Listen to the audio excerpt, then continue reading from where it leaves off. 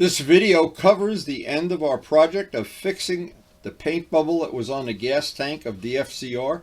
Part 1 and 2 are on previous videos. Today we're going to take the next step on trying to repair this paint bubble permanently and perfectly. We've already had 2 videos, 2 sessions of working on it. We've got enough paint on there now. I hope we're going to be able to do the final sand out and buffing. But again, if not, I won't know until I actually start the job. If we don't, we'll make it step 4. And the reason is, and I know a lot of people are thinking, oh, wait, that takes forever, oh my God. Well, when you have something, a motorcycle that you really treasure, that's, in my case, going to be part of my collection until the day I die, I don't want to have it fixed anything but the best I possibly can. This is a time-consuming process, but in the end, usually when I'm done, I hope you cannot even remember which side of the tank it was on, and I think we're going to be able to do that. I hope this is the last session, but if it's not, I really don't care. I want it to be right. Now the first step, as always, and it's always something we have to deal with here, is just not having quite the amount of room we need to do these jobs. It always seems like we have 1 or 2 motorcycles too many, but I don't want to sell any of them, to be honest. I don't want to even give them away. Anyway, I want to get this in position, do my parking lot attendant thing, and then try to see if this is our lucky day, or if the next time we work on it, it's going to be our lucky day. I'm trying to position it right under the fan, because as you can expect, it's really hot here. So on the first 2 videos, what I did, this was right here was a paint bubble. I cut it away with a razor, etched it and scratched it, and made up a concoction of black paint mixed with clear, and put on several coats, let it dry for about a week. We sanded it. You can see this part is 2000 grit sanded. Came back, did the whole process over again, and each time we do this, it's going to get flatter and flatter and flatter. So today, I'm going to do the same process over again, get some 2000 grit paper and what amounts to be a little sanding block, and just very carefully try to get that as flat as possible. And if it does come flat, then we'll be able to hand buff that little area. Here's the sandpaper we're using, Indasa. 2000 grit. This is the red line, and they do make other sandpapers, but I wouldn't go any rougher than 2000 grit. As a backer, see, a lot of people would use their fingertip. This is a little bit better because it's flatter, and then the final part will be just an ordinary, I call it a wood sanding block. The objective is to get everything as flat as possible and not have any little divots in it, and if we do, we're going to have to mix up some more material. And again, if you keep in mind, I am not concerned at all with how long this takes. I'm concerned with that when it's done, it's absolutely perfect. So to start with, I'm just going to put up a little bit of Windex, and just a clean paper towel, and just start trying to flat sand this out, being very careful and meticulous. I'm not grinding away. I can't emphasize enough to do this right, to do the way I would be happy with it. It's just time consuming. It's just not one of these things you can just get a mop and drop in some black touch-up paint and walk away if you want it to be perfect. And the problem is I want it to be perfect. So I'll spend maybe 10-15 minutes here just carefully back and forth, random motion, 2000 grit, and maybe somebody's already asking, oh, I just take the tank off the bike and repaint it. If they knew how many hours, there's probably realistically over 100 hours of working on this tank. The paint, the trim, the clear, the buffing, the decals, custom-made decals by John Pothier. It's an endless amount of work. And then the lineup of all the stripes. And by the way, all this is on the channel. Just put my name in quotation marks, FCR Restoration, and there's a lot of video out there on restoring this bike. Anyway, instead of letting the camera run, I'm just going to grind away at this for 5 or 10 minutes. And if you look real close, you can see we still have some high spots, and the shiny spots are the valleys. And I hope I have enough material on, I can get down to where that's flat. And if I don't, then I'm going to have to mix up another batch of that material, because I'm building it up, trying to get the part that we removed, the valley where the bubble was, to be equal to where the high spot is. And the part with this is to try to convey in a video, it's just time consuming. It takes a lot of patience. And eventually we've got it as flat as I'm going to be able to get it, considering that this is a repair. I can't feel any low spots or high spots. The next step is to get out my 8065 and buff this out by hand with a clean microfiber. And then I hope it's going to blend perfectly in, but if it doesn't, then we're going to have to go to plan B. And this is this product that we use, and I get this at Gavin's, but I'm not sure you can't get this off Amazon or somewhere else. 8065 4CR. So like any compound, this is time consuming when you do it by hand. If this repair were out here, we just run a buffer over it now. I don't want to do that. I don't want to take a chance. See, I'm trying right to the very end. I'm going to try not to go through on this. You don't need a lot of this material. And again, if you thought the beginning of it, and I know this has gone on longer, a lot of people would just like to see, oh boy, it's done. Well, you know, I did that tank for Dale. Not exactly the same, but similar. And I remember going to the village market, and Dale was showing the bike at that time, and I asked him where, I couldn't remember what side the repair was on, and he said, oh, we couldn't figure it out. It was so good. So, not that that's a test. I'll know what side this is on, and by the way, you will too. But anyway, this is going to be a little, as everything in finishing, just a little time consuming. Spend a little time here, and then I think I'm going to take the buffing wheel and buff out. This bike hasn't been hit with 8065 in a while. Just get on a fresh gloss to it. I usually do this in real time. I wanted to do it in real time. In fact, maybe I'll just let the camera run here for a few minutes, because this is going to be about 2 or 3 minutes. And you saw it was 2000 grit. This will usually take out 2000 grit sand scratches relatively quickly. And if you didn't have this material, any of the really good compounds, Meguiar's, Mother's, they all pretty much work well. It's really a matter of taste, which one you like. Like drinking coffee. Anyway, this is coming right up. Believe it or not, it's a good thing I let the camera run. It's already coming up. So, and anytime I can show something in real time, I'm always real happy about that. Now, it would be really the smartest thing if you were really wanting to see this. Step 1 and step 2 are on a previous video. Let me just wipe this up.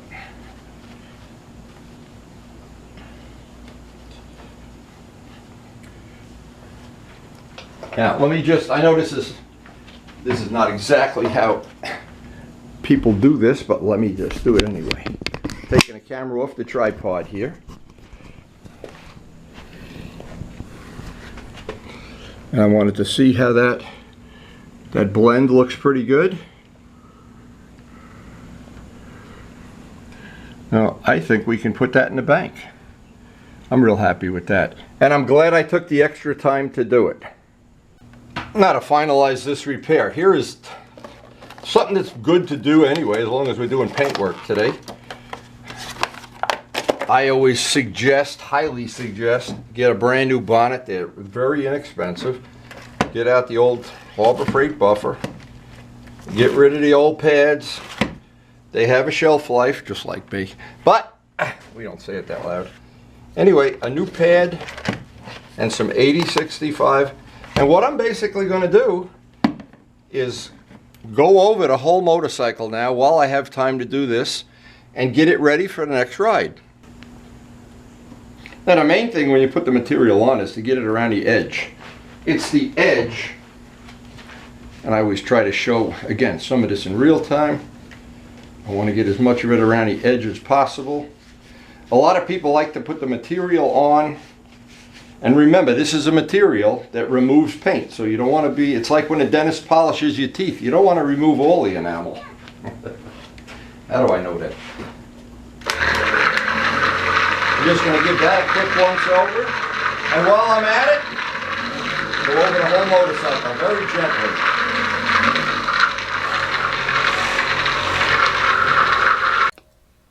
all waxing and polishing and buffing. It just requires being patient, not trying to force the issue. And I enjoy doing this. This is one of the parts, it's hard to explain to people, you know.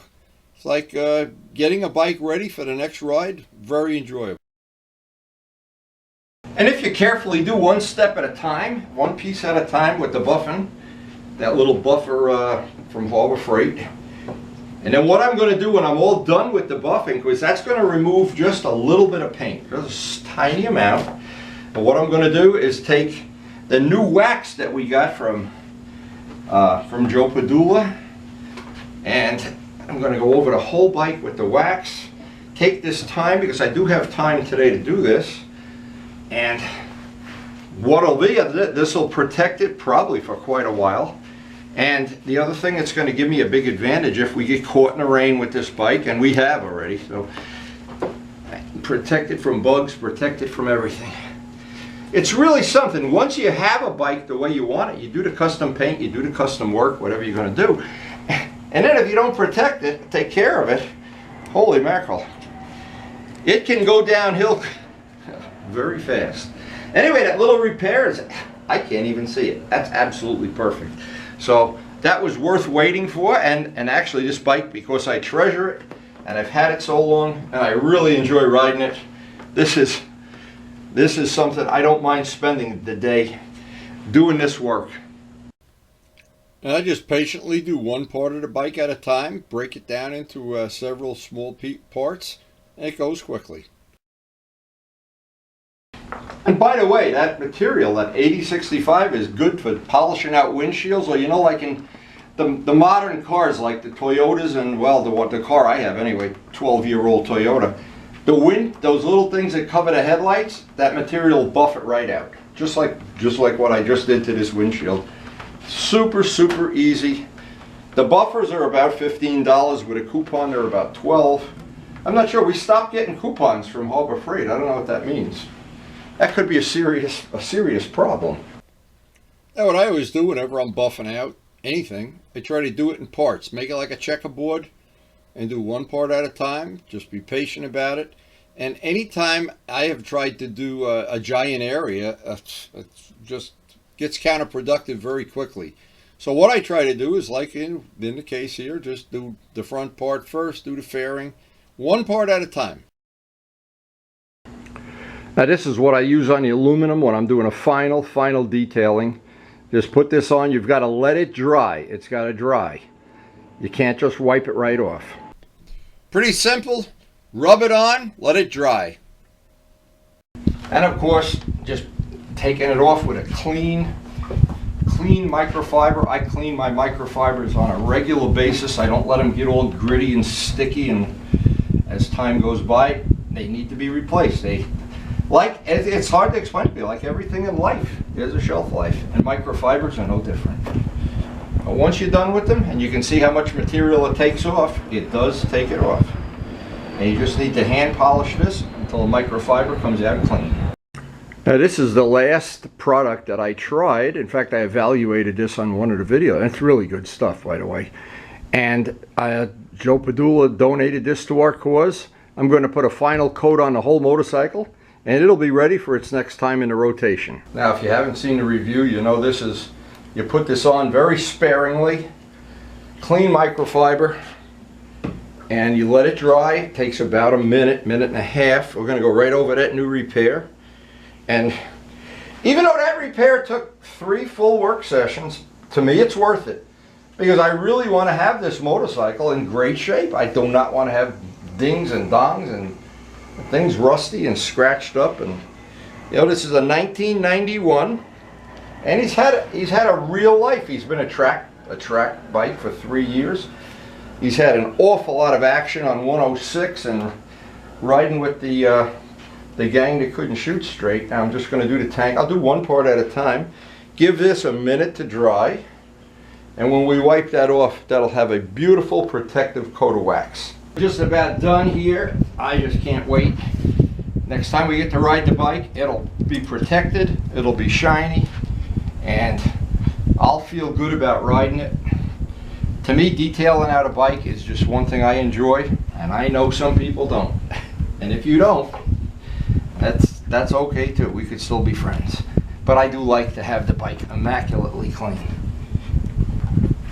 And I always like it when somebody comes up to me. In fact, somebody just came up to my friend Scott and looked at his bike and said, wow, it looks like a new bike. Wow, maintained very nice. Yeah, well, and when nobody comes up to you because your bike is rusty, you know what they're thinking. So I think that repair was worth the time, the energy that I put into this. I'm very happy I did it. I got the bike all prepped up for the next time we get to ride it. And a day like this, when I spend a day doing this kind of work, I feel very satisfied at the end of the day, because I know I've added some quality to the bike and some life. And I don't sell bikes, so to me, the fact that if the resale value went up or down, it means nothing to me. I haven't had to sell a bike in my whole, long time, so I don't gamble, so I'm not in debt to the mafia, and then I have to come home and sell the FZR. Anyway, for all it's worth, this has been a long set of videos, 3 videos, but I think in the end, the point that I wanted to make is well taken. So I hope I haven't left out any steps, because one of the little pet things I have is I don't like to leave out any steps. And when somebody's done, because I assume the people that watch my channel and videos like this really want to know how to do this. They really have a bubble somewhere in their paint, and they don't want it to look like a mop did it. They want to make it look, well, this came out pretty good. And what I'll do is the next time we're at the village market or whatever, I'm sure everybody that looks at the video is going to go down and look at that. And if it's not right, anyway, there is good information on my channel. I think it's the best I can put out there. I try to make it that it's easy to understand and enjoyable to watch. And on our other videos that we've done painting and customizing and wheels. And we're getting ready to do another set of wheels soon, coming up very soon. I just hope you enjoy it as much as I enjoy making the videos and editing them. And thank you so much for watching. Now, if you're new to the channel, this whole motorcycle was restored. It's a 900-hour restoration. It's on my channel. Again, you put in my name in quotation marks and an FCR restoration, up come the videos. All the paintwork, and actually there's even paintwork on there of repairing it after it was crashed. It was crashed on the first day after the restoration, if you can believe that. It's hard to believe, but it is true. Now, we do try to post up something every day, all year long. We try to share the information. A lot of it is really not that available anywhere I know of. Some of the stuff is well-kept secrets, and especially with the carbon fiber stuff that we post. We do try to share what we know, and what we do know is sometimes very useful for somebody trying to figure out how to paint something or how to do a repair, especially if you look at a repair a bike, a fairing, or make a part. All of that stuff is on there. I think it's good quality information. Again, I do enjoy editing the video. I do enjoy sharing them. And we do try to post something up almost every day.